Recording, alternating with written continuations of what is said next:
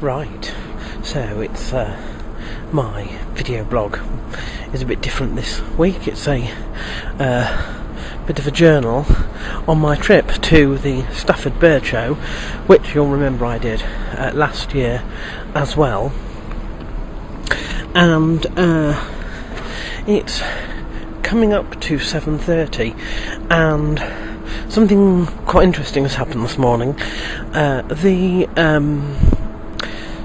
So to explain, the journey starts quite early with a rise at 4 o'clock, so that I can prepare myself ready for the taxi at 5. The taxi gets to Leeds train station at 5:30-ish, and the bus goes from there. It's a rail replacement service at that time in the morning to Manchester Piccadilly at 5:45. Now, it's due to arrive at Manchester Piccadilly about 7:40. So you might be wondering, how come I'm here at Piccadilly at about 7:25? Well, because for some reason there were two buses, and they decided to share out the stops between them, which was a bit weird. So the bus didn't go to one of the stops; it came direct here. I think it missed out Staley Bridge. It went to Huddersfield or something like that, but it didn't go to everywhere it should have done. Interestingly, I arrived here therefore almost an hour before my train was due, and I had wondered if, like they do on a weekday, these trains often go hourly, and I could actually manage to get the train before, but it's a Sunday, it's quite early in the morning, and there isn't. This is the first one, so I've got to wait for another sort of half an hour odd. I was in fact able to grab something at McDonald's in Leeds train station, which was open at some ungodly hour of the morning. I remember that from last year, and the journey was alright. We had the usual drunks that all got off at Huddersfield, and then actually the bus was quite packed, which I don't remember last year, and I ended up having to sort of squash myself in next to somebody. The pleasure was all theirs, believe me. Yes, here I am. I am possibly going to get a drink or something, because all the bags with my drinks in ended up in the bottom of the bus hold, so I couldn't get to any of them. So I've been parched now, so I'm going to go have a drink, sit down, and wait for about half an hour before my train to Stafford. Do you know, I read briefly in my journal last year, and for some reason I don't know if I left actually earlier last year, or if I just wrote the time wrong down in last year's journal, but it has me up at 3 a.m, so that's a bit weird. So I'm here on platform 5, waiting for my train, which isn't due for a long time, and I've become quite fascinated at the fact that there is a train over there. In fact, it's that one that I'm looking at now. It's a Virgin train. It's a very, very long train, and it's going to London, and it seems to have caught the fascination of the British Transport Police. I have counted +8, which is quite a heavy police presence, to be honest. For those of you who are American, the British Transport Police are the only regular type of police to be allowed to be armed, and they are all over the place on that platform where the people are coming in.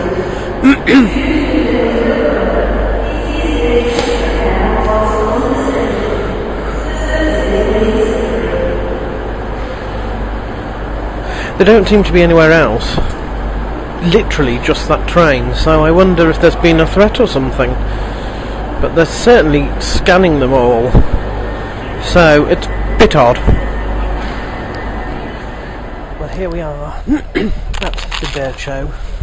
I've got about an hour to go before my taxi arrives. I'll tell you about that in a moment. But first, let's have a first glimpse at the third wave, shall we? So our first bird is this one here. He's male. He's a blue-headed parrot finch. Okay. Then we have a pair here of fawn societies, male and female. We've got down here, those are our quails, which we came for. Don't ask me why. They're both female. Don't ask me why their hair is well, it can't be that bad, surely. And then these are my others. So we've got another pair of societies on the top, a pair of starfinches, and in the corner there silver wax bills, but they're basically just mannequins, so they're basically like societies, which is what I wanted. A couple of breeding pairs of societies and a few extra plus quail. I now have to declare that the Pulver House of Birds Aviary is full because I can't fit any more in unless I don't allow them to breed, because when they breed they increase in number, and although I get rid of them by giving them away to the pet shop, there's a couple of months where they're around, and I just want them to be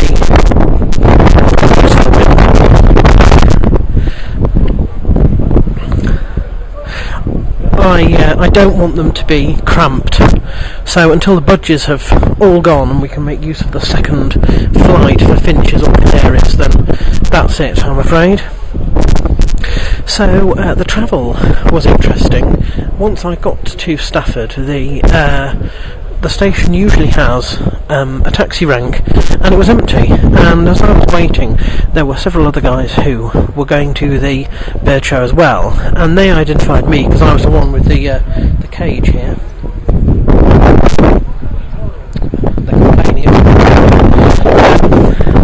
And they wanted to go halves on a taxi, which was fine, but they booked it. They phoned there and then and booked it, and it wasn't going to be for 20 minutes, and the taxi rank began to fill up with taxis, and I thought, look, I need to get there as quickly as possible, so I basically bailed on them. Embarrassing. Other than that, everything's fine. Oh yes, then I got here to discover that the taxi that I got in, that I wanted to get to book as a return, he couldn't do it. So I had to text my parents because I don't have enough.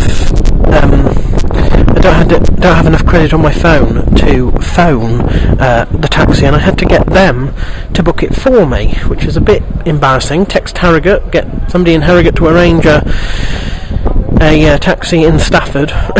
So anyway, what other news for this week? The big news is that this has all been possible mainly because I didn't need to spend quite as much as I had worried about on the immersion heater, which is now working again. You know the story with me figuring it was the thermostat. Well, at great lengths, and it was great lengths, we had to go to a plumber, a plumbing merchant, because the electrical stores in Harrogate didn't sell the thermostats. And I got a thermostat, changed it, and it still wasn't working. So I decided that we'd have to call out an electrician to remove the timer and make sure that that wasn't the problem. And arranging that was stressful enough. I contacted 7 and only 2 replied, and only 1 could do it. Anyway, they came, it was £30 for the hour, they removed the timer and it worked. The timer was old and there had been a connection inside which had burnt out, so the long and short of it is that only costed £30 rather than my full bonus, which I also got paid last week, so that's what I came down and used to buy birds here. And so we made it home and released our 11 new birds into the aviary. We did have a slight problem when we tried to ring the star finch, and he escaped momentarily, in fact, out of the back of the porch, a place that has had issues but I thought was safe.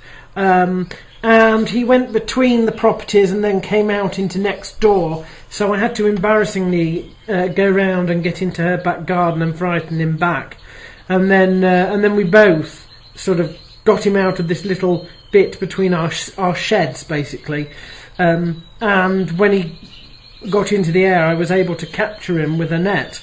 It was a bit of a shock, and you can probably hear them going like they're crazy outside. But we have to continue, and we have to go through this week's birthdays. So, here we go. I have got Abe Wagner, Nicholas Nolt, Chris Cope, Pat Militich, Dominic Cruz, Dean Amersinger, Jesse Lennox and myself. Did you know Jesse Lennox seems to share the same birthday as me? So there we are. Not many this week, and I don't think I have any fighters down on my list for this week. No, I don't. So happy birthday to everybody, especially me.